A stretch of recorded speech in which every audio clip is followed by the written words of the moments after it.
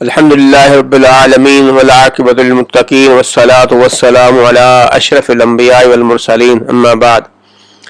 وعن أنس رضي الله عنه قال قال رسول الله صلى الله عليه وسلم كل بني آدم خطاء وخير الخطائين التوابون. أخرجه الترمذي وابن ماجه وسنده قوي. رسول اللہ صلی اللہ علیہ وسلم سے حضرت انس رضی اللہ تعالیٰ عنہ روایت فرماتے ہیں، کہتے ہیں کہ اللہ کے رسول صلی اللہ علیہ وسلم نے فرمایا کہ آدم کی تمام اولاد بہت زیادہ خطا کرنے والی ہے، اور ان بہت زیادہ خطا کرنے والوں میں سے سب سے بہترین وہ لوگ ہیں جو بہت زیادہ توبہ کرنے والے ہیں۔ اس روایت کو امام ترمذی نے اور ابن ماجہ نے روایت کیا ہے، علامہ البانی نے اس کو صحیح قرار دیا ہے۔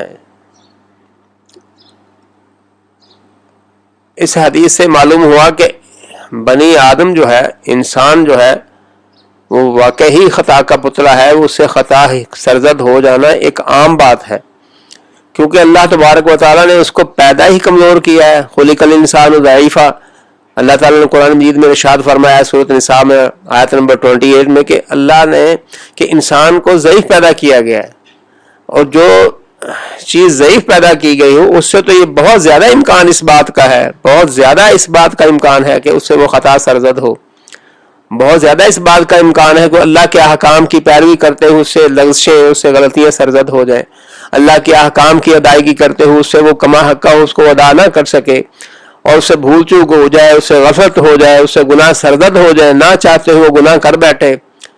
تو اس سے پتہ چلا کہ اللہ تعالیٰ کا یہ مقصد، یہ منشا، یہ اللہ تعالیٰ کی یہ مقصود نہیں تھا کہ انسان کو خطا سے مبرہ پیدا کر دیا جائے۔ انسان کا بعد نے کہا کہ ہے ہی نسیان سے، نسیان مطلب بھول جانا، تو جو بھول جائے گا وہ غلطی کرے گا۔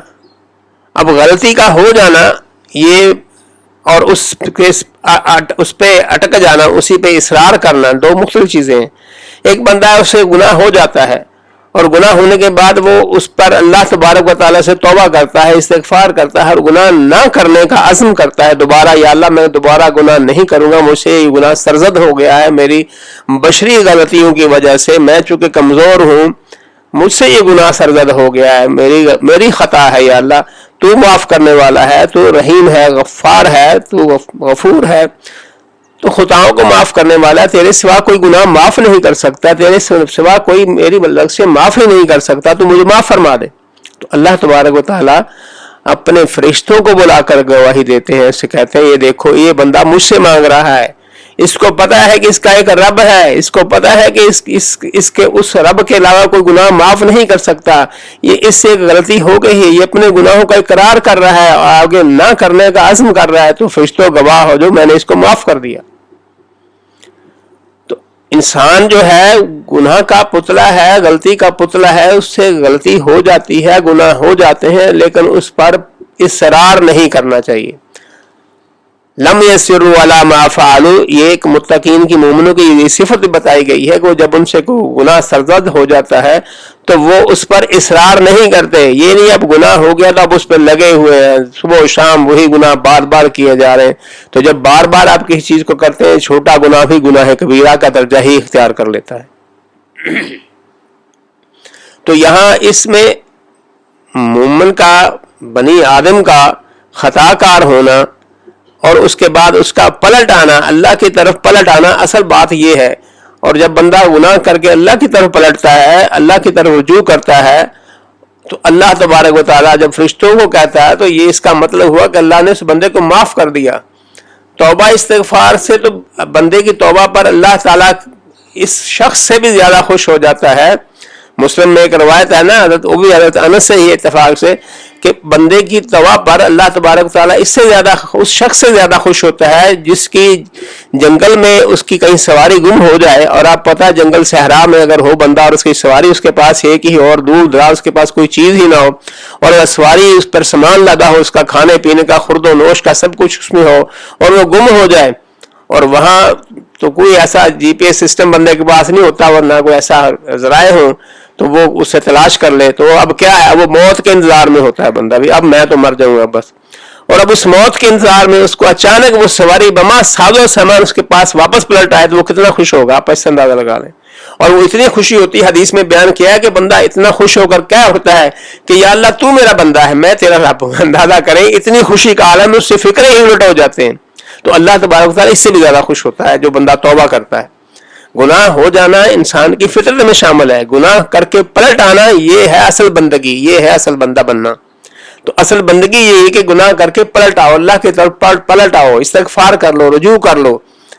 اور ایک اور حدیث میں آتا ہے، وہ بھی مسلم میں ہے، کہ اللہ کے رسول صلی اللہ علیہ وسلم فرمایا کہ اس ذات کی قسم ہے جس کے ہاتھ میں میری جان ہے، اگر تم لوگ گناہ نہ کرو تو اللہ تبارک والا تمہیں لے جائے گا اور تمہارے بجائے ایک اور قوم کو لے آئے گا جو گناہ کرے اور گناہ کے بعد اللہ سے توبہ کرے. تو مطلب یہ ہوا کہ اللہ تبارک و تعالیٰ کو گناہ کرنے کی نہیں، اللہ تعالیٰ کو توبہ کا سارا معاملہ ہے اللہ کے ساتھ. جو بندہ اللہ کی توبہ کرتا ہے، اللہ کے حضور میں جا کر رجوع کرتا ہے، اللہ سے معافی مانگتا ہے، وہ دراصل اللہ کا قرب حاصل کر لیتا ہے. آپ دیکھیں اللہ تبارک تعالیٰ نے قرآن مجید میں ارشاد فرمایا ہے، اولئک یبدل اللہ سیئاتہم حسنات. سورۃ فرقان آیت نمبر 70 میں اب کیا ہے کہا ہے کہ جو لوگ گناہ کرتے ہیں، اب گناہ ہونے کے بعد جو توبہ کرتے ہیں، اولئک یبدل اللہ سیئاتہم حسنات، اللہ تبارک و تعالیٰ ان کا کیا کرتا ہے، ان کے گناہوں کو نیکیوں میں بدل دیتا ہے.